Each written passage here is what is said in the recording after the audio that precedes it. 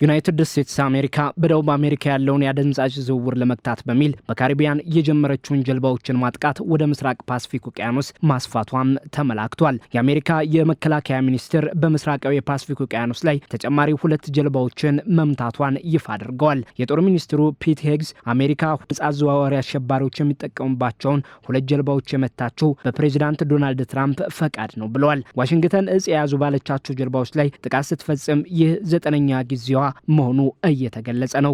በካሪቢያን ቀደም ብላ ጥቃት መፈጸሟ የሚታወቅ ሲሆን በምስራቅ ፓሲፊክ ጥቃት ስትፈጽም የመጀመሪያዋ ነው። በጀልባዎቹ ላይ በተፈጸመው ጥቃት የ5 ሰዎች ሕይወት ስለማለፉም ሚኒስትሩ በማህበራዊ ገጻቸው አስታውቀዋል። አክለውም የእጽ ሽብርተኞቹ ካሏቸው ሰዎች ውጭ የአሜሪካ ወታደሮች ምንም አይነት ጉዳት እንዳልደረሰባቸው ጠቅሰዋል። የመከላከያ ሚኒስትሩ አሜሪካ በደቡብ አሜሪካ ያለውን የዝውውር ለመግታት የምታደርገውን ጥቃት እንደምትቀጥልም ጠቁሟል። እነዚህ እጽ አዘዋዋሪዎች ብቻ ሳይሆኑ ለከተሞቻችን ሞትና ውድመትን እያስከተሉ ያሉ የቀጠናችን አሸባሪዎች ናቸው ሲሉ ገልጸዋቸዋል። ለአሜሪካ ሕዝብ ስጋትነታቸው እስኪያበቃ ድረስ እንገድላቸዋለን ሲሉም ጠበቅ አድርገው ዝተዋል። አሜሪካ በደቡብ አሜሪካ ያለውን የእጽ ዝውውር ለመግታት በሚል በጀመረችው ጥቃት የሟቾች ቁጥር 37 መድረሱም እየተመላከተ ነው። ዋሽንግተን ይህንን ጥቃት የመፈጸም ህጋዊ መብት እንዳላት እየሞገተችም ነው። ከባህር አልፎ ጥቃቱ በየብስ ላይ ሊሆን እንደሚችልም እየተገለጸ ነው። የውጭ ጉዳይ ሚኒስትሩ ማርኮ ሩቢዮም ሰዎች የእጽ ጀልባዎች ሲነዱ ማየት ካልፈለጉ ወደ አሜሪካ አደንዛዥ እጽን ከመላክ ይቆጠቡ ሲሉም ተናግረዋል። የአሜሪካ ውጭ ጉዳይ ሚኒስትር ማርኮ ሩቢዮ የኮሎምቢያው ፕሬዚዳንት ጉስታፎ ፔትሮን የአእምሮ ጤና ችግር ያለባቸው ቀውስ ሲሉም ገልጸዋቸዋል። ሩቢዮ ለጋዜጠኞች በሰጡት ምላሽ ነው ይህንን ያሉት። የውጭ ጉዳይ ሚኒስትሩ ይህንን ከማለታቸው አስቀድሞ የአሜሪካው ፕሬዚዳንት ዶናልድ ትራምፕና የኮሎምቢያው አቻቸው ጉስታፎ ፔትሮ የቁጣ ንግግሮችን ተለዋውጠዋል። የኮሎምቢያ መንግስት በባህር ዳርቻው አቅራቢያ አሜሪካ ጀልባዎቹን መምታቷን ተቃውሟል። የአሜሪካን ድርጊት ያለ ግዛቷ የሞት ፍርድ እንደመፈጸም ነው ሲልም ነቅፏል። ፕሬዚዳንት ዶናልድ ትራምፕ በበኩላቸው የኮሎምቢያው ፕሬዚዳንትን አደገኛ ወንጀለኛ ሲሉ የገለጧቸው ሲሆን ኮሎምቢያን ወደ ፍርስራሽነት እየመራት ያለ እጽ አዘዋዋሪ ሲሉም ገልጸዋቸዋል። አሁን ደግሞ የውጭ ጉዳይ ሚኒስትራቸው የአእምሮ ጤና ችግር ያለባቸው ሲሉ ነው የገለጿቸው።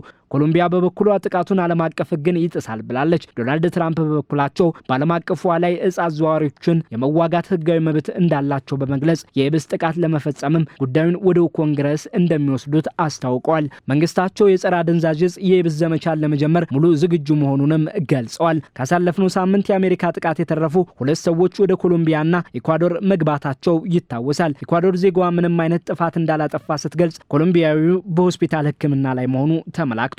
ኮሎምቢያና ጎረቤቷ ኢኳዶር የባህር ዳርቻዎቻቸው ከማዕከላዊ አሜሪካና ሜክሲኮ ወደ ዩኤስ አሜሪካ የአደንዛዥ እጽ መተላለፊያዎች እንደሆኑ ይመላከታል። አሜሪካ አብዛኛው የኮኬን አደንዛዥ እጽ በፓሲፊክ ውቅያኖስ ተሻግሮ እንደሚገባባት ታምናለች። ዋሽንግተን ለዚህ ተልዕኮዋ ከ10,000 የሚልቁ ወታደሮችን በደርዘን የሚቆጠሩ የጦር መርከቦችና አውሮፕላኖችን በካሪቢያን አሰማርታለች። በካሪቢያን ባህር የጦሯን ቁመና ማጠናከሯ የአደንዛዥ እጽ ዝውውርን ለመዋጋት ነው ብትልም በቬንዙዌላ የፕሬዚዳንት ኒኮላስ ማዱሮ አስተዳደርን ለመገልበጥ ነው የሚሉም አሉ። ዋሽንግተን በትንሹ 7 የቬንዙዌላ ጀልባዎችን አደንዛዥ እጽን ወደ አሜሪካ እያጓጓዙ ነው በሚል መምታቷም ይመላከታል። የቬንዙዌላው ፕሬዚዳንት ማዱሮን ለመያዝም ማቀዷ ይገለጻል። ትራምፕም ይህንኑ ተፈጻሚ ለማድረግ ያለመውን የሲአይኤ እቅድን አጽድቀዋል። ትራምፕ ይህንን ያደረኩት ወደ አሜሪካ ከፍተኛ መጠን ያለው አደንዛዥ እጽ እየገባ በመሆኑና ማዱሮ መጥፎ ጨቋኝ መሪ በመሆኑ ነው ብለዋል። ትራምፕ ጀልባዎችን ከባህር ላይ ከመምታት ያለፈ ፍላጎት እንዳላቸውም አንጸባርቀዋል። ቬንዙዌላ ጋር የየብስ ጦርነት ውስጥ የመግባት ውጥን እንዳላቸውም በየብስ ጥቃት ጭምር እናስቆማቸዋለን ሲሉ ነው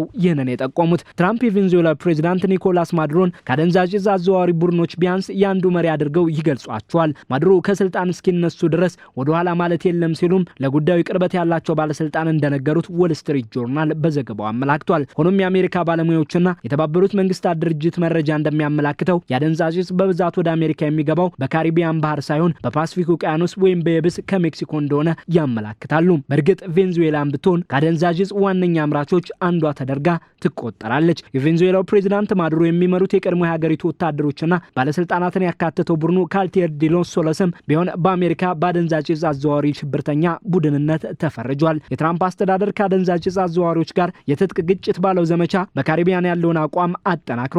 ምንም እንኳን ከአሜሪካ ጦር ባይተካከልም ከቬንዙዌላ ጦር ጋር ውጥረት ውስጥ ይሄው ድርጊት ከቶታል። ከወራት በፊት ፕሬዚዳንት ማዱሮ በአሜሪካ በአደንዛዥ እጽ አዘዋዋሪነት መፈረጃቸው ይታወቃል። ከደቡብ አሜሪካ ሀገራት ከቬንዙዌላ በተጨማሪ የአሜሪካን ድርጊት በመኮንን ኮሎምቢያም ተቀላቅላለች። የዶናልድ ትራምፕ አስተዳደር በበኩሉ በካሪቢያን የጀመረውን የአደንዛዥ ዕፅ አዘዋዋሪዎችን መዋጋት ያለውን ዘመቻውን ከውስጥም ከውጭም ተቃውሞ ቢገጥመውም ወደ ምስራቃዊ ፓሲፊክም አስፋፍቷል።